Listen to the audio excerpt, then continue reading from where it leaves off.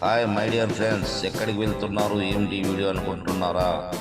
9 శక్తిపీఠాలైన అందులో 5వ శక్తిపీఠం ముఖద్వారం చూపిస్తాను. పదండి చూద్దాం ఎలా ఉందో. చూడండి, చూసి నచ్చితే లైక్ చేయండి, షేర్ చేయండి. ఏం చేయొద్దండి, ఊరికే చూడండి. అది కూడా చూడొద్దండి, ఏం పర్వాలేదు. అన్న ఓసినన్న నువ్వే మసన్న, ఆ మచ్చలేని సూర్యుడవే నీవే మాయన్న. అన్న మాసినన్న నువ్వే క్లాసన్న, ఆ మంచి గుణము గల్లా మానేతే నువ్వన్న.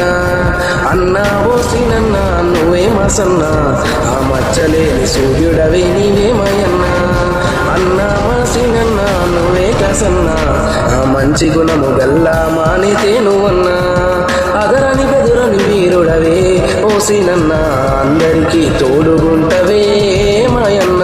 చిరునవ్వుతో పలకరిస్తవే ఓసినన్న, స్నేహమంటే ప్రాణమిస్తవే మాయన్న.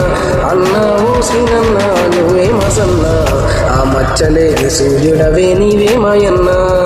అన్న మాసినన్న నువ్వే క్లాసన్న, ఆ మంచి గుణము గల్లా మానితే నువ్వన్నా.